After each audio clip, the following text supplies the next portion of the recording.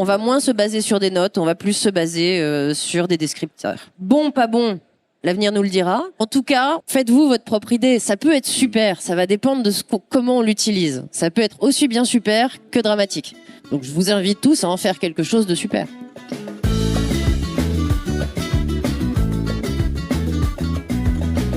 Bienvenue dans le podcast du Collectif Café spécial Paris Coffee Show 2025. Je suis Marie-Hélène Kennedy, productrice de la scène conférence et je vous embarque pour revivre 3 jours totalement caféinés. Plus de 22 conférences et plus de 70 experts m'ont rejoint sur scène pour faire partager leur passion et leurs convictions. Une immersion dans tout ce qui fait vibrer la scène café de spécialité en France aujourd'hui. Que vous soyez du métier ou juste de passage ici, installez-vous, servez-vous une bonne tasse et on démarre.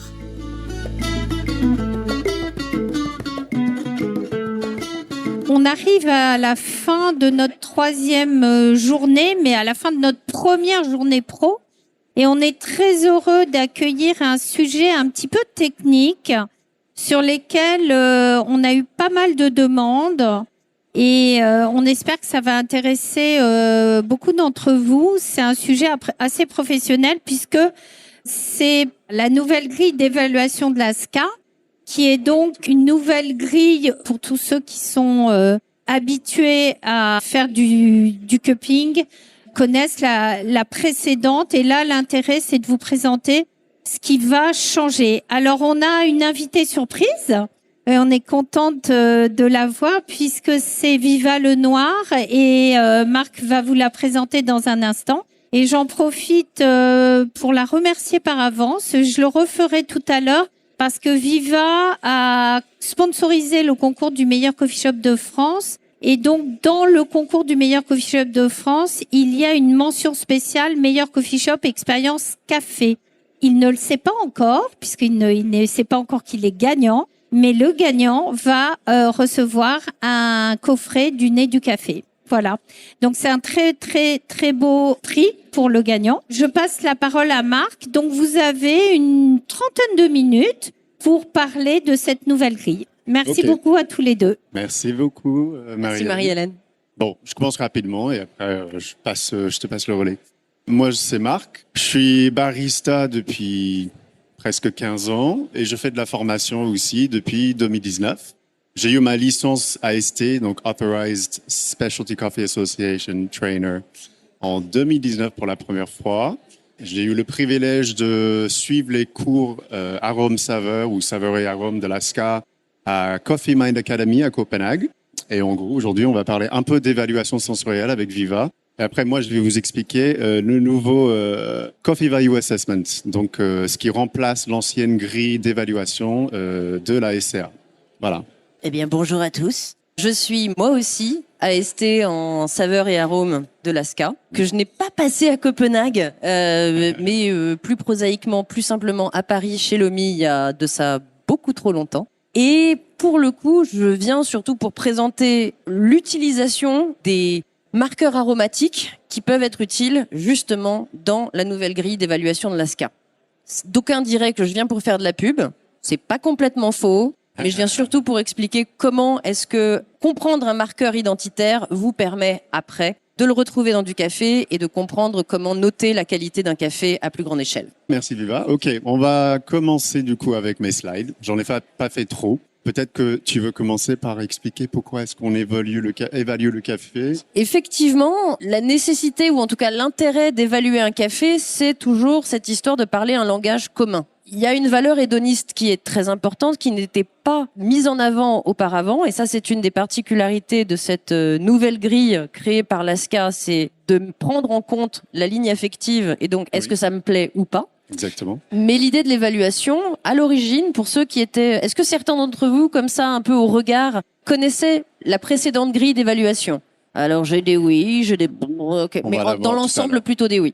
Donc effectivement, sur la précédente grille, on avait une évaluation des acidités, de l'amertume, de la sucrosité, de l'astringence, du corps, des choses qui nécessitaient auparavant de faire une calibration. Je pense notamment quand on était en compétition, on devait se calibrer. Les juges pouvaient ainsi définir des seuils acceptables ou non de ces différents paramètres. Maintenant, ce qui s'est passé, c'est que ça limitait aussi d'une certaine manière une grosse partie à la fois de l'aspect est-ce que ça me plaît ou pas, donc l'aspect hédonique, mais ça limitait aussi qu'est-ce que je sens, qu'est-ce que je ressens. Donc, évaluer un café, pour revenir un petit peu à cette slide, c'est trouver un moyen de créer un langage commun dans la filière café qui va reprendre à la fois tous les précédents marqueurs, mais aussi induire les nécessités aromatiques. Comparer et échanger, ça, je pense que c'est plutôt à toi. Et moi, je ferai juste un point sur garantir la qualité et détecter les défauts, puisque c'est ce qui va aussi donner une notion commerciale derrière. Détecter un défaut, arriver à le nommer. Je prends un défaut très commun qui est celui de la pomme de terre,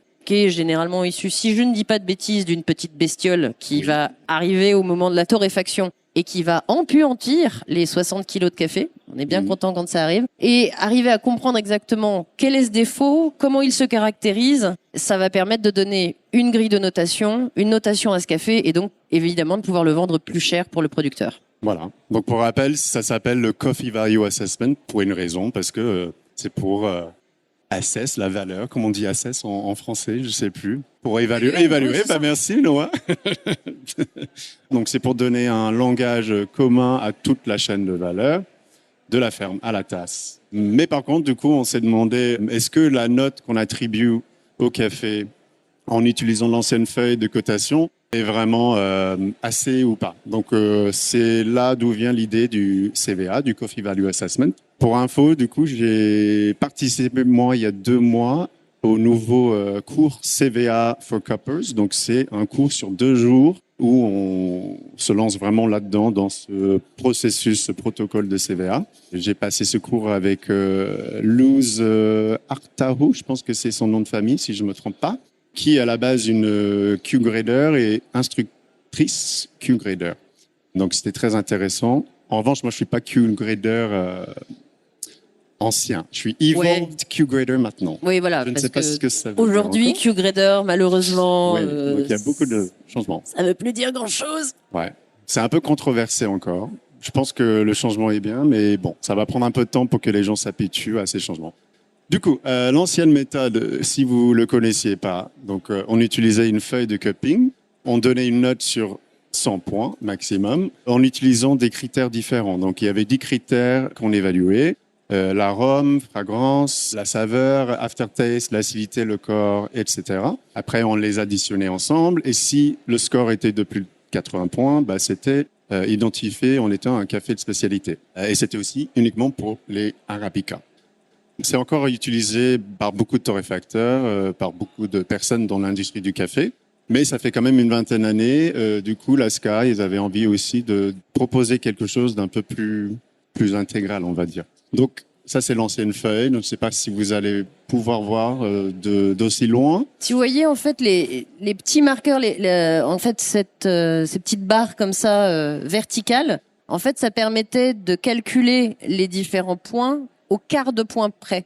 Donc on était quand même sur quelque chose d'extrêmement précis et fin, mais une fois encore complètement subjectif. Il fallait assumer quelque part le fait qu'on y avait une subjectivité qui était prédominante dans cette grille d'évaluation. Oui, voilà, merci. Du coup, les forces, les limites de l'ancienne grille, donc pour les forces, bah, c'était une norme mondiale depuis plus de 20 ans, ça l'est encore, hein.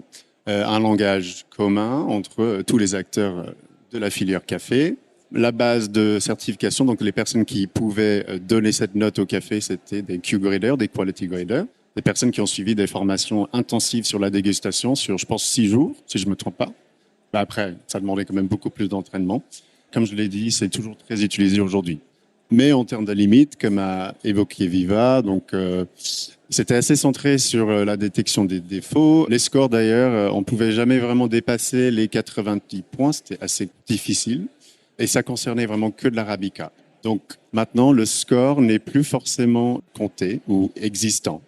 C'est un gros changement pour beaucoup de gens parce que on sait que commercialement parlant, le score est quand même assez important. Donc voilà, les objectifs du CVA, c'est de dépasser donc ce simple score chiffré, de mettre en valeur donc la diversité sensorielle des cafés, d'offrir un langage plus accessible, plus inclusif, d'inclure et les Arabicas, mais aussi les Robusta et toute autre espèce. Je pense que c'est le but. Et du coup, ça va permettre une communication sur toute la chaîne de valeur. Voilà.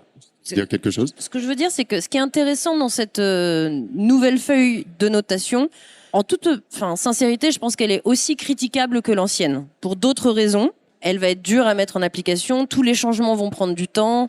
Il y a beaucoup de choses qui sont, à mon avis, et on va le voir en détail quand tu vas commencer à la décrire, mais qui vont être très compliquées d'un point de vue, justement, de la volonté d'avoir un langage commun. Ça me semble difficile. En revanche, l'une des choses que vraiment j'attribuerais en point positif, c'est cette particularité d'avoir voulu enfin intégrer le Robusta dans le café de spécialité. Et à ce titre, il était impensable de pouvoir le faire avec la grille de notation telle qu'on la connaissait, parce que les seuils d'amertume et d'acidité étaient juste absolument incomparables. Donc là, on a quelque chose qui permet, je vais sortir des grands mots, mais de transcender un peu la notion de qualité qu'on avait auparavant, parce que quand même pendant des décennies, on a imaginé que seul l'Arabica avait une valeur qualitative. Ouais. Et aujourd'hui, on accepte qu'il y ait des Robustas de spécialité. Donc ça, c'est quand même super intéressant et c'est un des bons points, je dirais, qu'on pourrait donner à cette grille. Oui, je suis d'accord. Donc voilà, pour mettre à jour, par exemple, tous les Q-graders actuels qui ont suivi l'ancienne formation et aussi les AST comme nous, l'ASCA a mis en place un cours sur 2 jours, le CVA for Cuppers. Comme je vous ai dit, c'est le cours que j'ai passé il y a 2 mois à Belco. Par contre, c'est un cours qui va pas durer sur le temps. Je pense que l'année prochaine, fin novembre, ce serait la fin. Donc, je pense que l'ASCA veut vraiment accélérer le fait de mettre en place le protocole CVA d'ici 1 an et quelques. Voici les dimensions du CVA. Donc, on a 3 volets ou 3 formulaires. Donc, avant, on n'en avait qu'un seul, la feuille qu'on connaît tous. Maintenant, il y a 3 formulaires affectifs, descriptifs et extrinsèques. Et chaque formulaire a son utilisation précise. Donc, par exemple, affectif, c'est le j'aime, j'aime pas. Si on est un professionnel du café, on est censé aussi connaître les demandes du marché et utiliser ce formulaire de manière, objectivement subjective, si on peut dire ça.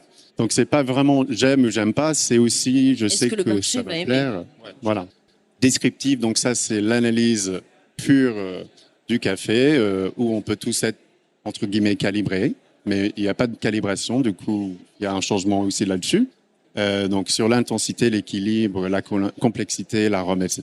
Et puis aussi les facteurs externes, donc pour le formulaire extrinsèque. Donc là, on va parler des choses physiques du café, même la région, le storytelling, etc. Le packaging peut aussi avoir un impact. Donc voilà, 3 formulaires, 3 volets différents pour évaluer le café. Ça va au-delà d'un score. Les voici. Noah, si tu veux peut-être les passer. Vous allez voir, il y a un 4e formulaire qui est, on va dire, pas très conseillé. C'est le Combine Form où on va combiner les 2 formulaires principaux, affectifs, descriptifs. Mais la SCA recommande pas forcément de l'utiliser. C'est mieux de faire affectif, descriptif séparément pour réduire les biais et pour pas être trop confus en le faisant, on va dire. Donc voilà. J'aimerais revenir sur la partie affective de ce formulaire pour un point qui est assez intéressant, c'est que quand on comprend le système olfactif, et je sais que certaines personnes dans l'assistance seraient très à même de l'expliquer, mais d'un point de vue, on va dire, biologique, la partie affective et la partie de l'odorat, de la perception aromatique, sont quand même extrêmement liées. Donc, on va essayer, je pense, selon cette grille affective aussi, de décrire l'odeur et d'essayer de décrire le plus possible l'émotion qu'elle nous fait ressentir. À ce titre, et c'est effectivement pour ça que je vous présente un peu sur ce plateau le nez du café, l'idée pour nous a toujours été de permettre aux gens de reconnaître les arômes individuels afin de faire leur chemin d'accès personnel. Si je vous fais sentir la vanille, chacun aura sa propre expérience de la vanille. Est-ce que vous l'aimez ou pas? Ça vous est propre.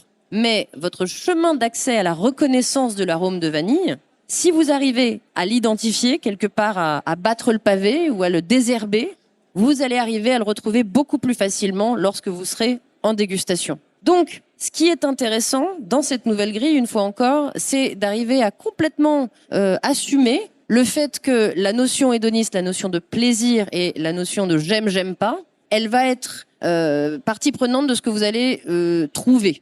Je vous donne un exemple concret pour vous expliquer ce que je veux dire. Il y a un arôme, en tout cas c'était le numéro 1 dans l'ancien Néducafé, qui est l'arôme de terre. Personnellement, j'ai horreur de cet arôme.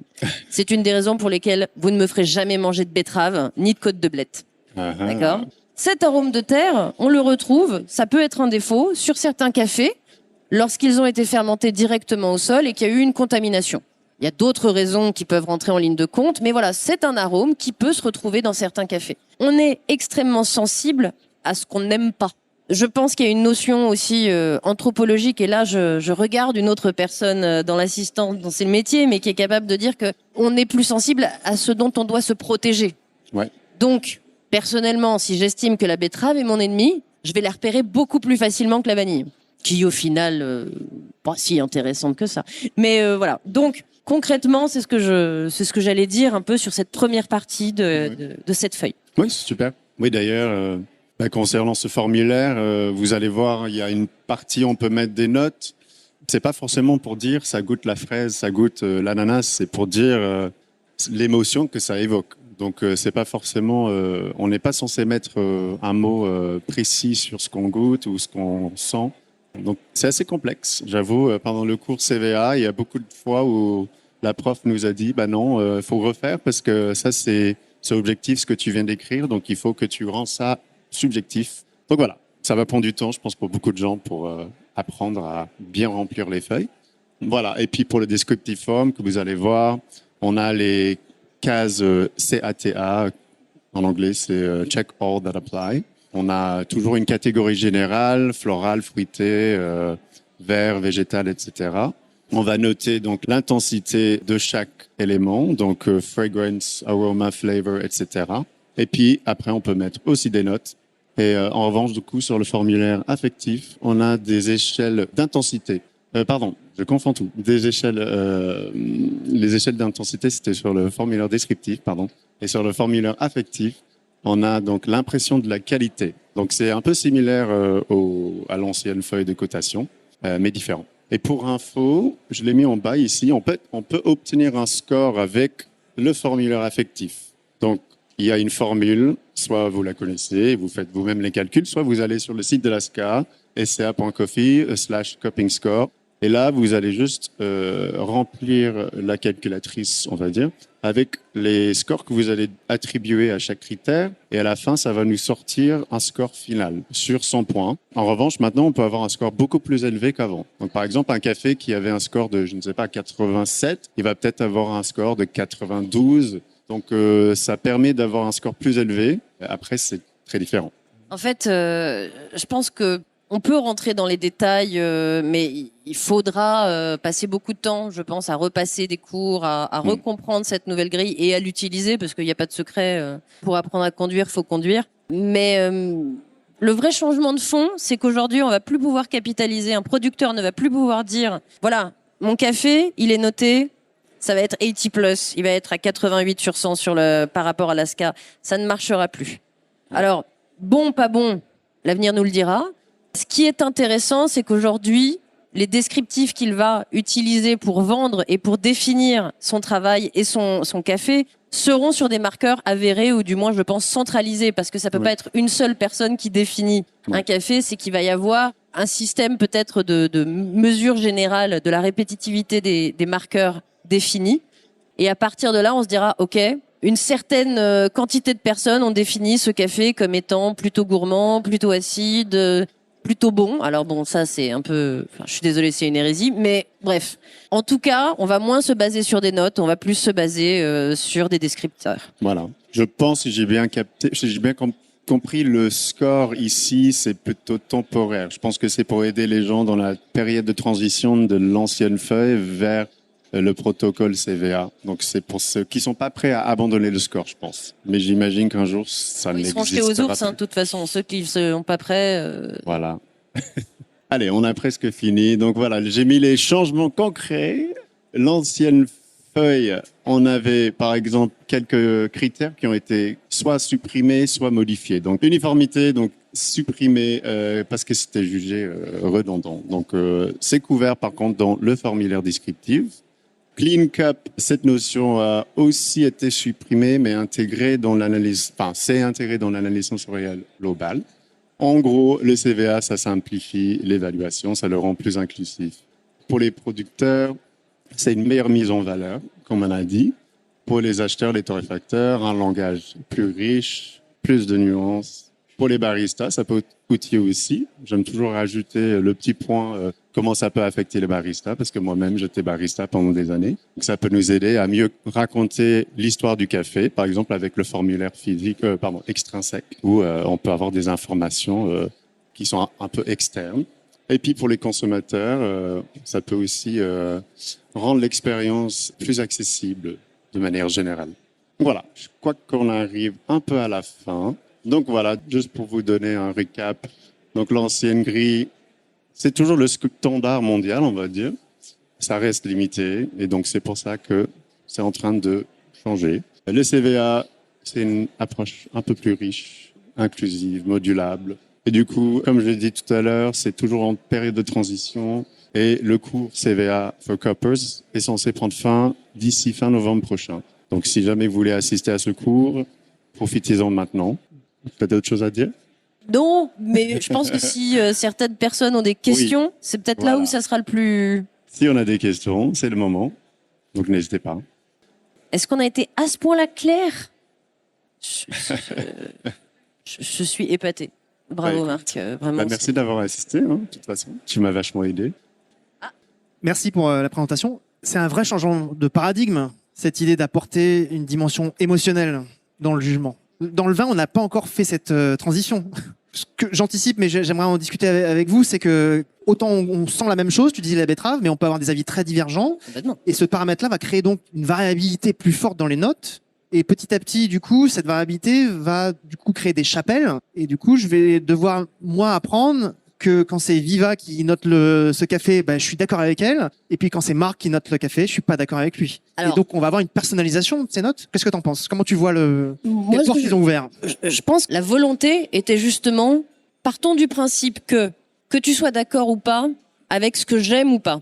Mais si moi, je perçois de la betterave, ça peut être perçu par d'autres comme... on sait que la betterave, généralement, je reprends cet exemple-là, c'est la molécule de géosmine. D'où le fait que cette géosmine soit dans la terre et qu'elle peut se retrouver dans le café. C'est avéré, il y a eu des tests, on peut le prouver. L'idée d'utiliser le biais de l'hédonisme en disant est-ce que j'aime pas, ça va plus permettre de définir exactement ce qu'on aime ou ce qu'on n'aime pas. Donc, ce que la nouvelle grille veut faire, c'est de créer des descripteurs plus, à mon sens, que des chapelles. C'est un peu le risque, mais en fait, je pense, sincèrement, mais ça, ce n'est que mon interprétation, que ce que cette nouvelle grille Sivier, elle permet, c'est que chaque consommateur soit son propre marketeur sur le café.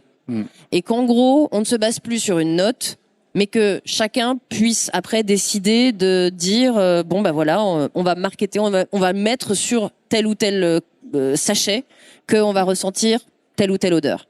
Ça n'est pas moins dangereux. Mais c'est une autre manière. Je pense que c'est exactement comme à l'école, quand à un moment on a décidé d'arrêter de mettre des notes sur 20 et qu'on a dit on vous met des pastilles de couleur. À un moment ou à un autre, il y a une subjectivité et c'est un risque. Oui. Maintenant, c'est une manière différente d'aborder la chose. C'est triste aussi, mais je suis très bleue aujourd'hui. Voilà.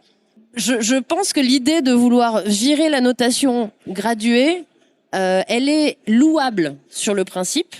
Mais dans la pratique, ça risque de continuer à être extrêmement compliqué. Pardon? De plus en plus compliqué. Ouais. Amusez-vous.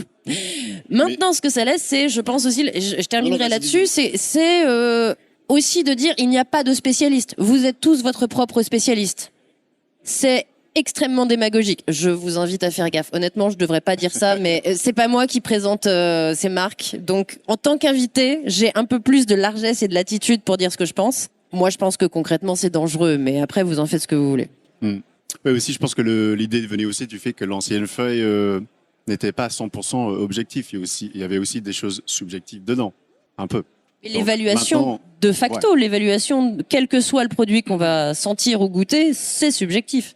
Ça n'existe pas. Sinon, après, c'est des chromatographes en phase gazeuse. Ce sont des analyses techniques et scientifiques qui, elles, ne sont pas capables de définir exactement le nom d'un arôme, puisqu'elles n'ont pas de rapport de souvenir avec cet arôme. Elles vont identifier les molécules, mais elles vont pas vous dire exactement à quoi ça lui fait penser. En fait, je pense que de fond, faites-vous votre propre idée. Ça peut être super, ça va dépendre de comment on l'utilise. Ça peut être aussi bien super que dramatique. Donc je vous invite tous à en faire quelque chose de super. Et pour info, je pense que l'idée derrière la feuille affective, c'est que ça puisse aussi être utilisé par des non-professionnels. Alors forcément, le formulaire descriptif, il faut s'y connaître un peu dans le café. Mais voilà, si vous avez une gamme de café torréfié, vous pourriez présenter à vos clients ce formulaire, faire une activité avec eux pour voir s'ils aiment pas, qu'est-ce qu'ils en pensent des différents critères. Merci beaucoup, Viva et Marc. Super intervention.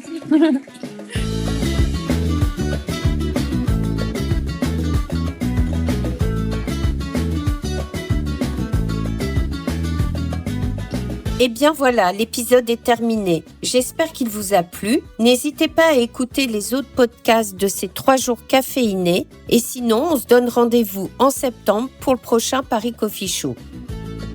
En attendant, si vous voulez rester au courant des dernières actualités du café de spécialité en France, abonnez-vous au compte du Collectif Café et du Paris Coffee Show sur vos réseaux sociaux.